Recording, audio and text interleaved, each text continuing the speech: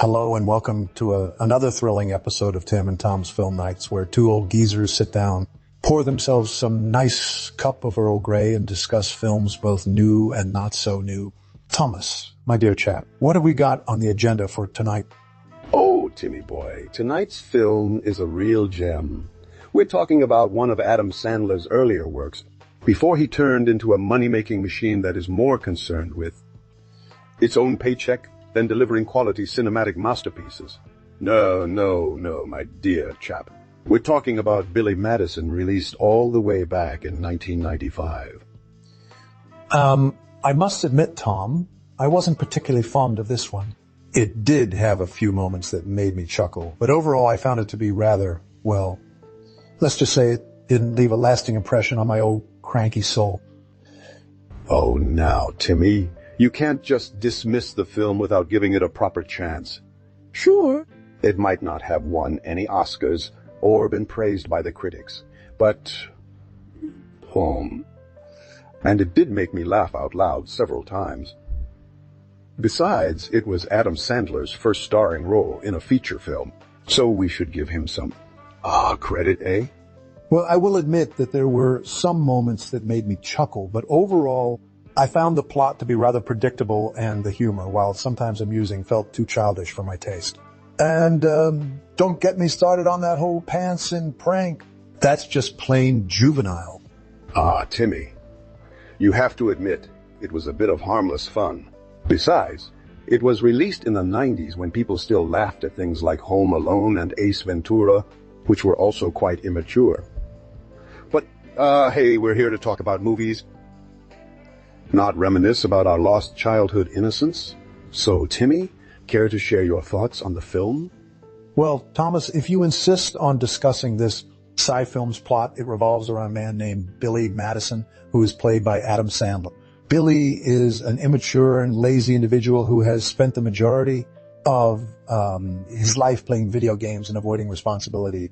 When he learns that his wealthy father will only hand over his inheritance if he can successfully complete one entire year of school, Billy decides to enroll in a local public elementary school where he hopes to prove himself and earn his father's respect.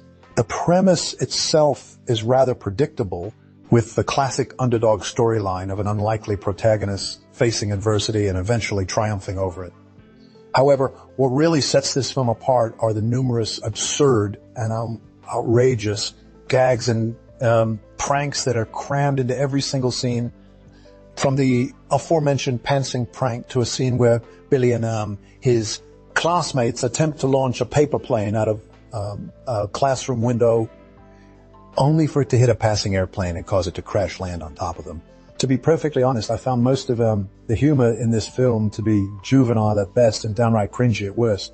The constant potty mouth profanity and crude bodily functions jokes quickly grew tiresome, and the overuse of the same tired stereotypes felt more like a lazy attempt to generate cheap laughs than genuine character development. Thomas, as someone who claims to have a more lenient sense of humor than I do, what are your thoughts on the film's plot and its execution?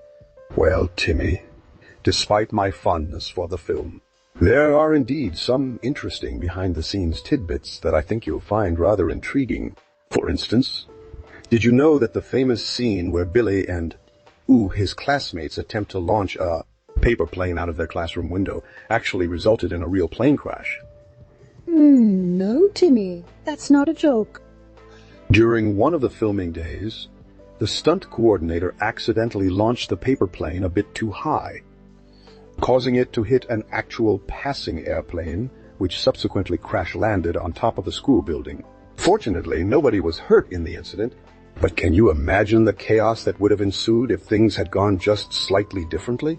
Speaking of risks, one of the most dangerous stunts in the film was the famous pantsing prank that I mentioned earlier. According to the stunt coordinator, they had to shoot the scene multiple times because each time Adam Sandler pulled down someone's pants, he genuinely risked injuring them due to the force behind his pull. Thankfully, everyone involved was professionals, and nobody sustained any serious injuries during filming. But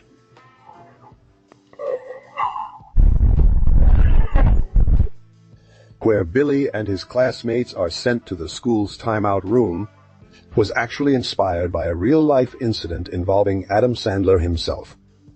Apparently, when he was in elementary school, he and some friends got caught misbehaving during recess, and as punishment, the teacher sent them all to the timeout room for an hour.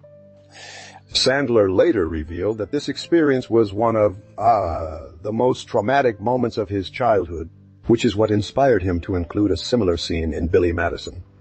So, Timmy, what do you think? Do these behind-the-scenes tidbits change your opinion on the film at all? Well, Thomas, I must admit, while the plot and humor may have left much to be desired for me, one aspect of Billy Madison that I cannot deny is its soundtrack.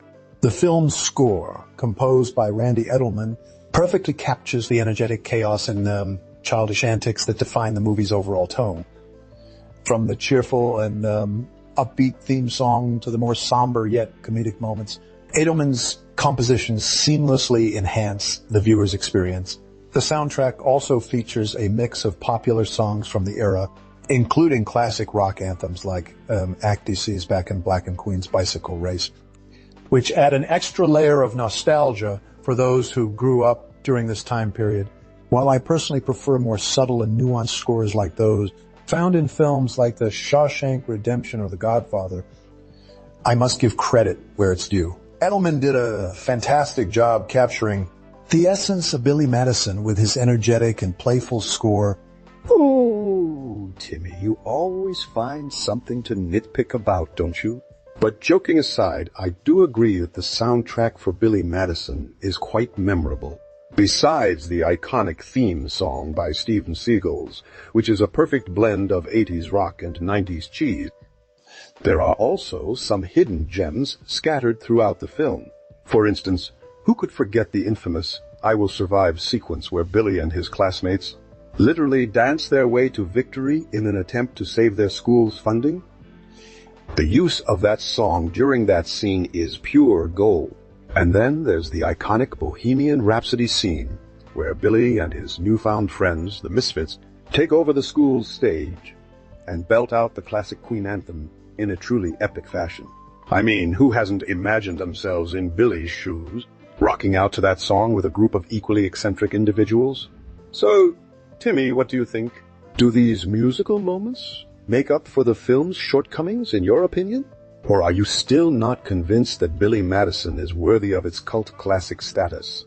Well, Tom, I must admit that the soundtrack does add a certain level of enjoyment to the film. However, it cannot completely save it from its flaws.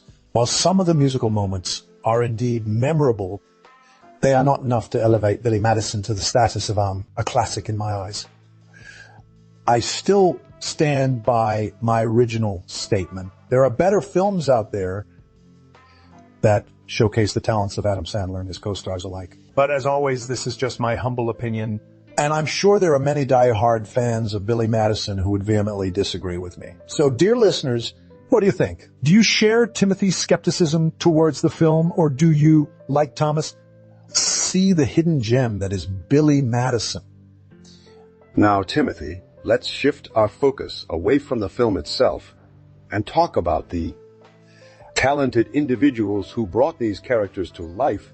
First off, we have Adam Sandler in the titular role of Billy Madison. While he's known for his more comedic roles later in his career, I must say that this early performance showcases his versatility as an actor. He effortlessly switches between the immature and childish antics of a grown man playing pranks in school and the vulnerability and growth he experiences throughout the film. His chemistry with his co-stars, particularly Bradley Whitford's character, is appreciable, adding another layer of depth to the story. Moving on to the supporting cast, we have Bradley Whitford as the stern yet ultimately understanding Mr.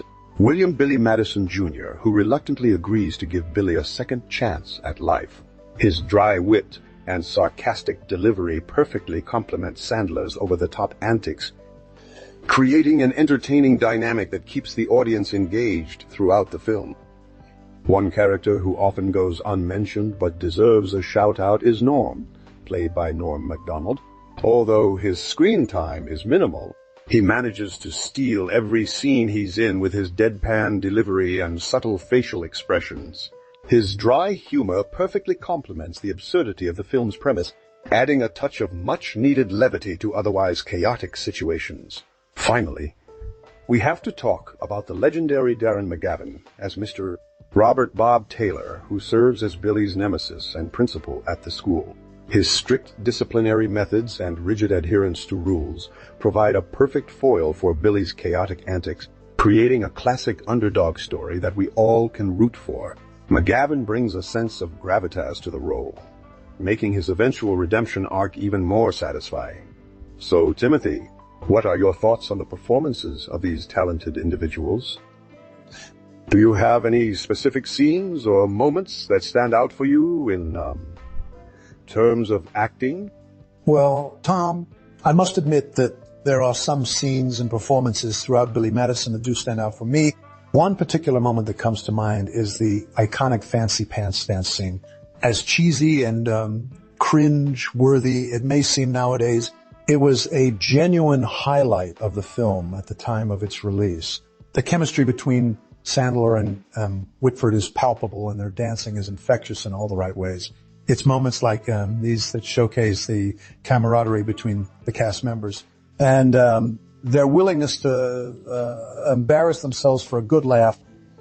As for individual performances, I must commend Bradley Whitford's portrayal of Mr. William Billy Madison Jr. He effortlessly switches between his stern exterior and his hidden vulnerability, providing a layered depth to the character. His dry wit and sarcastic delivery are on point, adding another dimension to the film's overall humor. His performance alongside Sandler's immature antics creates an entertaining dynamic that keeps the audience engaged throughout the movie. Oh, come on, Timmy! You can't tell me that you didn't chuckle even just a bit when Billy and the classmates pranked Mr. Taylor with the Nutty Nuts song. I mean, it was pure comedic gold. And speaking of Mr. Taylor, played brilliantly by Darren McGavin, his character arc is one that we can all relate to. Who hasn't had their preconceived notions shattered by someone completely unexpected? McGavin's portrayal of a rigid and stern educator who eventually softens up due to Billy's antics is masterful. His transformation from foe to reluctant ally adds a touching layer of depth to the film, reminding us that sometimes we need to, loosen up a bit and not take ourselves too seriously. As for the film's influence on future generations of comedians, Billy Madison has had an undeniable impact. Its use of absurdity and over-the-top humor has inspired countless parodies and references in later films and TV shows. From Talladega Nights, The Ballad of Ricky Bobby to The Office, it's clear that Sandler's portrayal of the mature student trying to prove himself has left an indelible mark on popular culture. So, Timothy, do you finally see the hidden gem that is Billy Madison? Or are you still stuck in your anti-comedy rut? Well, Tom, I must admit that while Billy Madison is far from being a masterpiece of cinema, it does have its moments of humor that manage to elicit a chuckle or two from even the most hardened of hearts like mine. The chemistry between Sandler and Whitford is undeniable, and their antics on screen are entertaining enough to keep the audience engaged for the duration of the film. However, I stand by my initial rating. It's a passable watch at best. As for its impact on future generations of comedians, I suppose we can credit it with paving the way for even more cringe-worthy and over-the-top humor that has unfortunately permeated our screens, both big and small. But hey, that's just my humble opinion. And a rather stale one at that, Tim. Come on, mate. Let's not be so serious all the time. Life is meant to be enjoyed, even if it means indulging in some good old-fashioned slapstick comedy every now and then. Besides, who can forget the iconic "It's called the butt, sir" scene? It's etched into our collective consciousness forever. So, dear listeners, what did you think of our discussion on Billy Madison? Did we convince you to give it another chance, or are you still firmly planted in Timothy's anti-comedy camp?